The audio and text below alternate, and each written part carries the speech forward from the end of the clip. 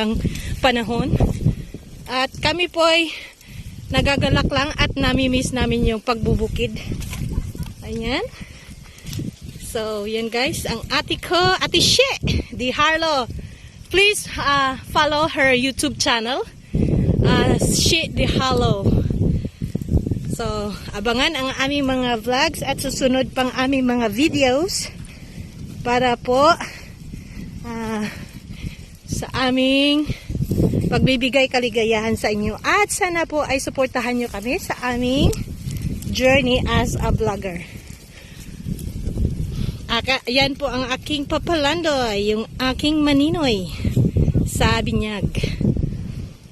Kapatid po siya ng mama ko at siya po yung nung may asawa na siya. Kasi pag ayaw niyang sumunod sa utos ng kanyang asawa, papaluin siya sa puwet.